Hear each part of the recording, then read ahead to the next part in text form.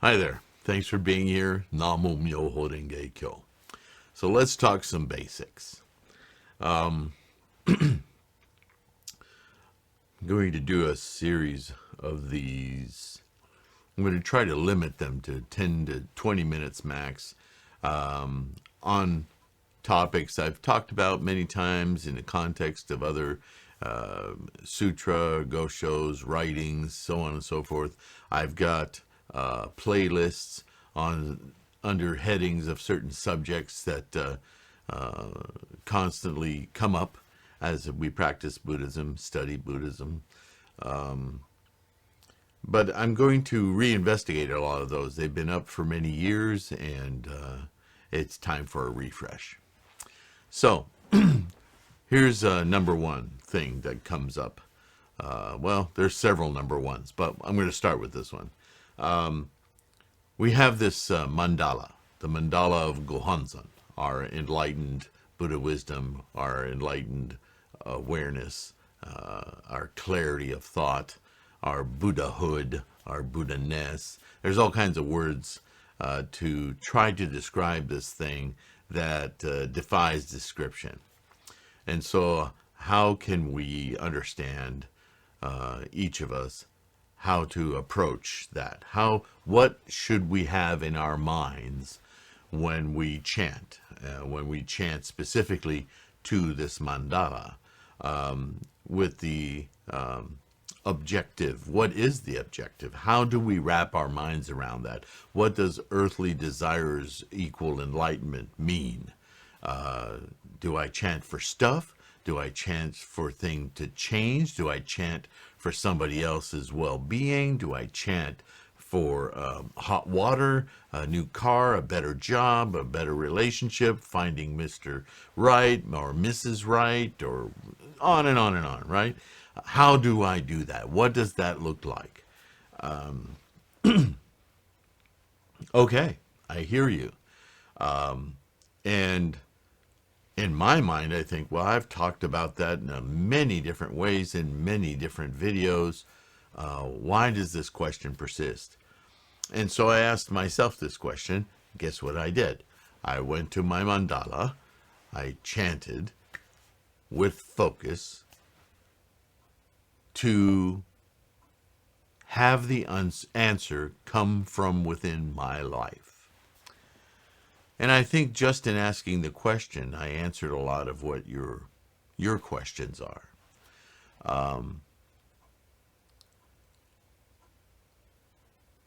I'll start by saying two basic things that you should always use, I think, as your measure of how to practice Buddhism, or, in fact, what Buddhist practice is. If you start from the right place, then these other questions, they sort themselves out. What is Buddhism?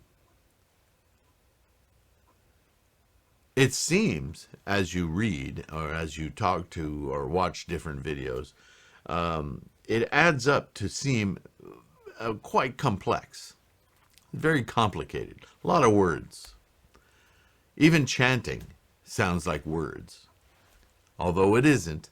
And I'll have separate videos, and I have separate videos under different playlists. You can find, there's a playlist called Myoho Renge Kyo. You'll find lots of video information on chanting, why chanting, how it works, so on and so forth.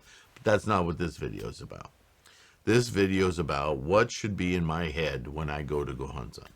When I go to my mandala and I chant, how do I think? Do I not think? What am I trying to do with my brain? Buddhism is about liberating ourselves from the things that cause us suffering. The beginning, Buddhism 101 is the Four Noble Truths, right? All life is suffering. Suffering comes from cravings, wanting, attaching, wanting stuff, wanting to remain, wanting to make permanent. How can I stop that suffering? By recognizing the cause of suffering, ceasing the formations of that craving. The fourth truth, how do I live my life accomplishing this cessation of the things that are samsaric, that is life? How do I conduct myself in a way that will minimize and make these other things, liberate myself from them? So let's look at those four truths very quickly and understand that Buddhism is a philosophy of, or a science of, how to live one's life successfully. And by success, we want to minimize suffering, which is itself life. So we're not escaping life. We're not going somewhere outside of life.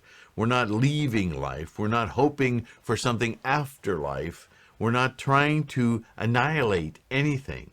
We're trying to cease formations, not cease living. Formations. Formations of what? Formations of cravings. Cravings of what? What is craving? Craving is making permanent. See, this is a phone. This is a finger. This is a microphone. I can identify things. That's what samsara is. It's a state of mind that is identification. I know that, I know that, I know that. But what we don't pay attention, that's simple, right? What we don't tend to understand is when we identify something as a this or a that, in our minds, and this is what Buddhism is, the study of how your mind works. Your mind says not only is that, but in order for me to feel like I'm this, I need to make that always that. I need to make it permanent through time. This is where things open up in Buddhism and where you can get some insights, some aha moments. Oh, when we live, things aren't just what they seem. They are moment to moment being. Just like I am being, so is this computer being. Right? That may sound mystical, but think about it. This computer was built. It came into being. It was birthed from many efforts. Many things were figured out, how to make plastic, how to make a circuit board, how to make solder, how to make wire, how to make so on and so forth, right? These things came together to make this particular laptop. As it's plugged in right now and running, there is heat being generated in there, and there is a degeneration effect happening. The memory will wear out. The circuits will wear out. The little springs and the springiness and the effectiveness of the keys will wear out. Certain keys will fail over time. The particulates of electrons that are being manufactured in different wavelengths in order for me to see an image on these screens. That will wear down. It will lose its crispness. Some will fail outright.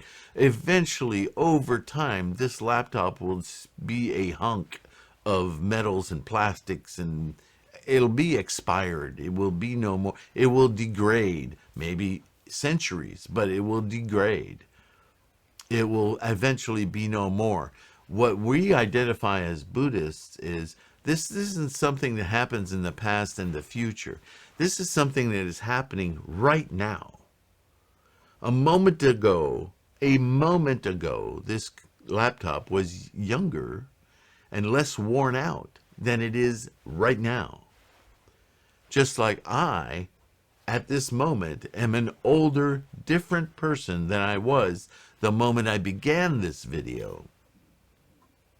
I know it's a short span of time, but if you understand time in that way, it makes a lot more sense.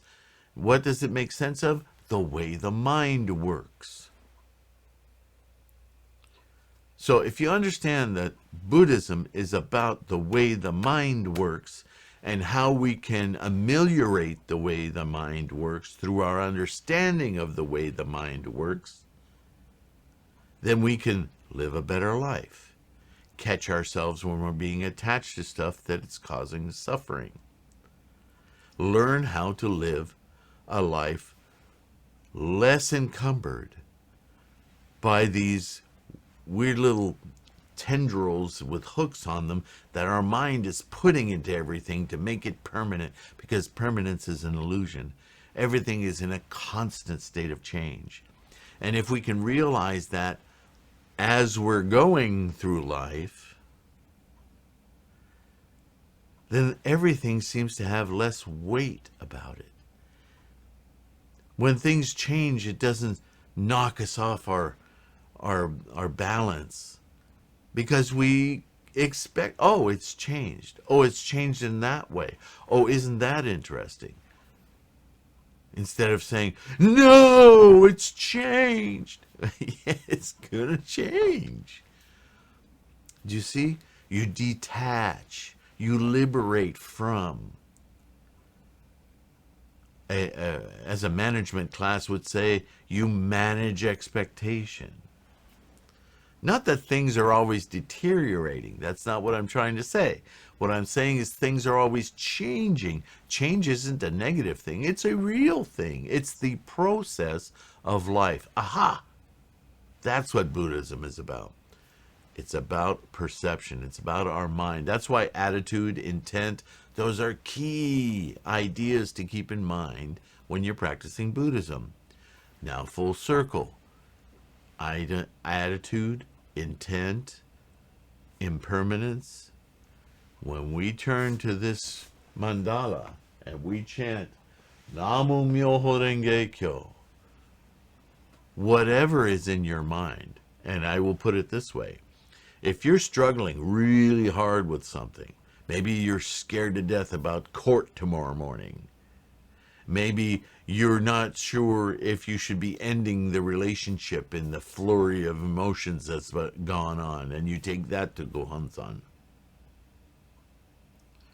Or maybe you're just tired, and you just want to feel inspired to do anything. Those are earthly desires.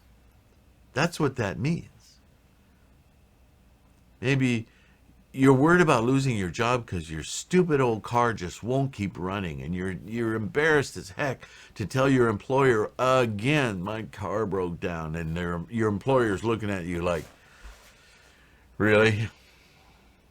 You know what a bus is? Right? Whatever it is. Maybe your cat's sick. Whatever you take to Gohonzon, understand that what you're doing is you're taking your life, your actions, your mental state, and you're bringing it to a place of clarity.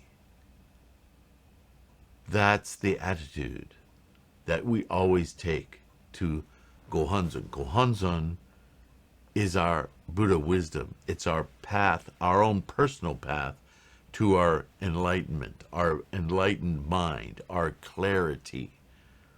This mandala is an ultimate tool to focus our eyes, our mind, our human mind of consciousness through visual focus of what the teachings of what that clarity looks like.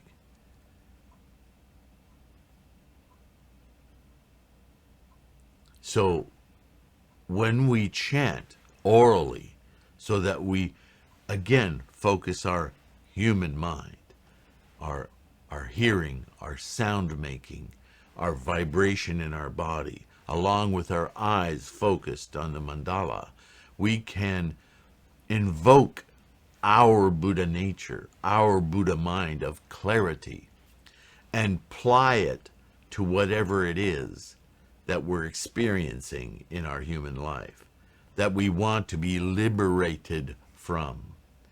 We want to be liberated from the decision of how well something can move forward, can progress, can evolve. From moment to moment, we want to deeply influence the next series of moments.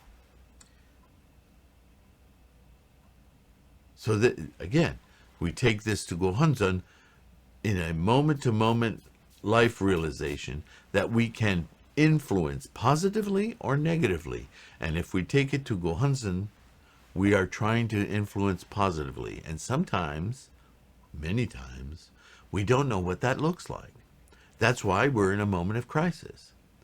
Whether it's fear or love or boredom or whatever it is that you want to change, you want to influence, you want to alter.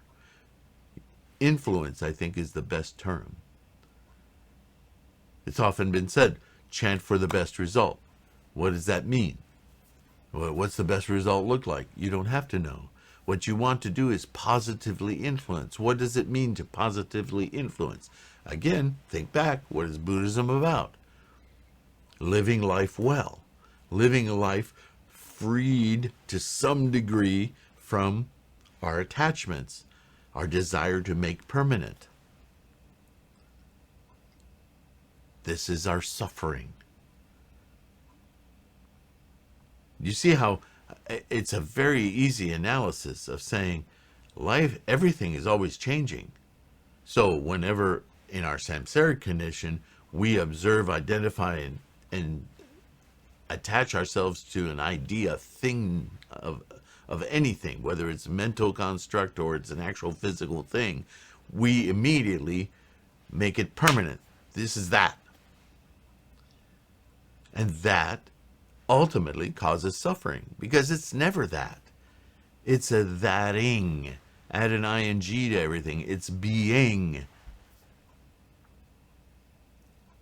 So if you can start to think in that way, it's kind of counter to samsaric conditioning, then change isn't scary. It isn't fearsome. It isn't lonely. It isn't all of those things that cause those emotions of suffering. Does this make sense? So if I have a transportation problem and I go to Gohonzon, what is my attitude? My attitude is of influencing this in a positive way. Whatever in my life, whatever energies, collection that I represent in my life of energies moving in this momentum, how can I make that momentum create a greater sense of ease in my life, a better path forward in my life, a path toward less encumbered feeling, less. You see, it depends on so many things. I can't be specific because our obsession as humans is, I need a new car, I need a new car, I need a new car. But that may not be your problem at all. It may be the problem you certainly perceive. And, you know, in many groups, it has been a very bad misinformation to tell people, go chant for a new car. Because that's not what's happening. It may be what motivates you. But under the hood, so to speak, all you're doing is chanting to Gohonzon, to chant to your Gohonzon. You're using this mandala to focus your Buddha mind. But your brain shouldn't be occupied, your human mind shouldn't be occupied with a nice new red Corvette. It can be, and you will succeed because you are invoking your Buddha nature, but you won't be any better at understanding what it is your practice is about. That's the part I lament.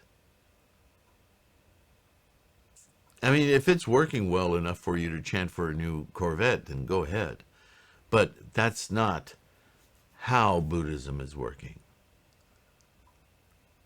Because ultimately, what you may need in your life is a completely different direction. It may mean you need to lose that job, because that will open the way to something much greater.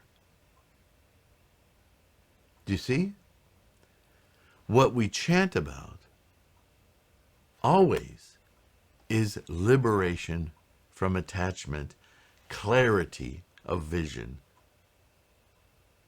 So whether it's a new car or a new relationship or boredom or whatever it is you're chanting about,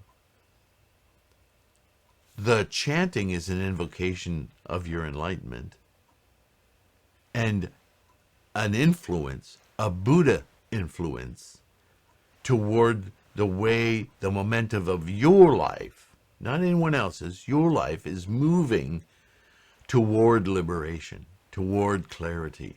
You may not know in the vast composite of your karmic life what that really needs to be, whether it's something that unlocks quickly and you see quick results from, or something that you may need to commit to for over time, that at some point you'll go, wow, things are different.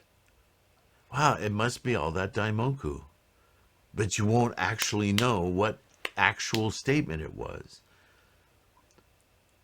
This takes some courage. This takes some effort.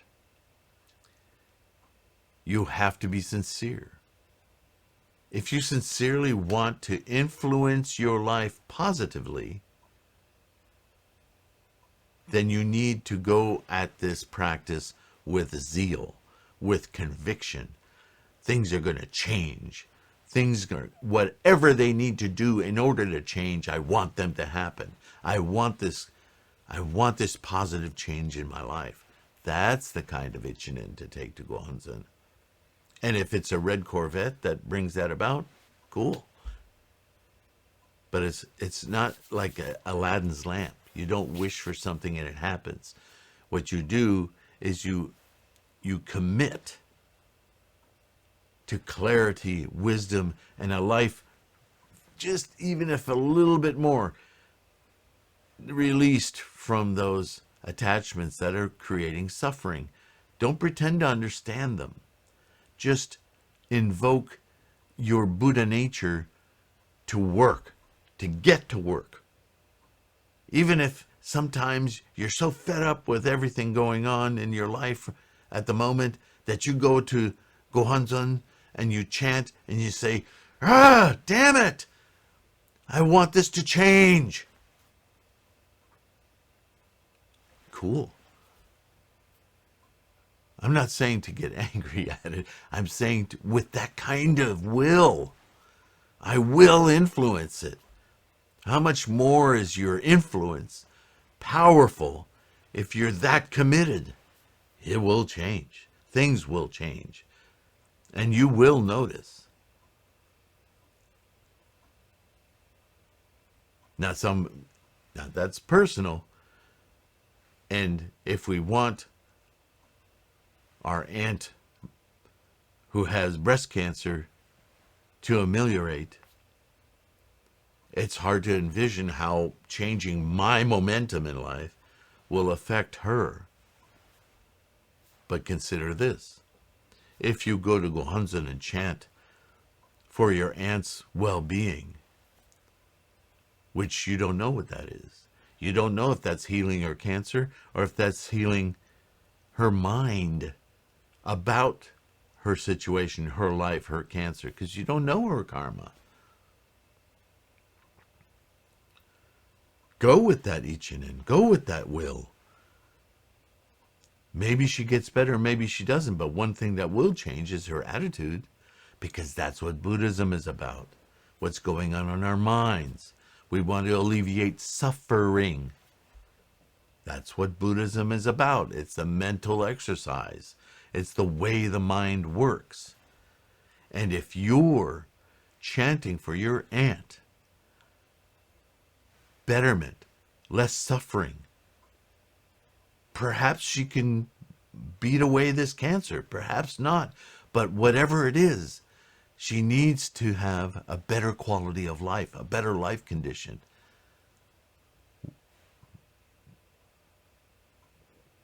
What you're actuating in your own mind, that commitment of compassion, you will feel different when you chant in that regard.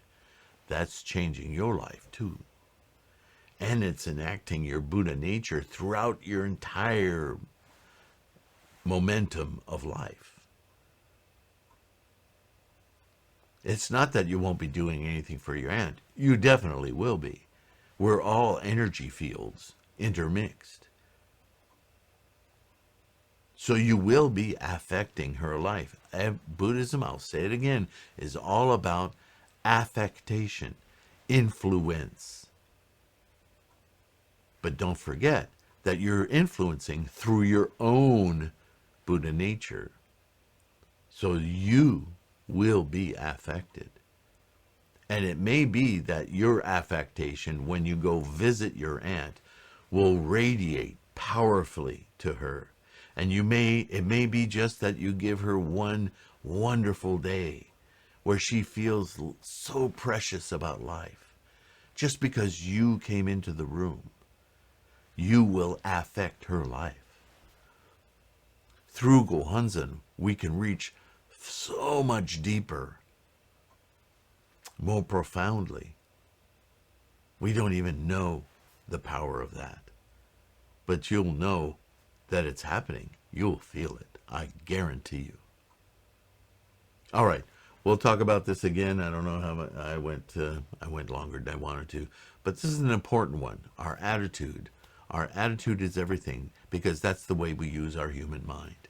And we want to unglue it, unfetter it from permanence. We want to take a full dive into its malleability and influence it positively. Life affirmation, make things happen, liberate myself from the chains of permanence, thingness. Namo Myoho Renge Kyo. Thank you so much for listening. These may be fun. Put in the comments subjects you might want a little more information on. And again, thank you so much for participating. Talk to you soon. Bye.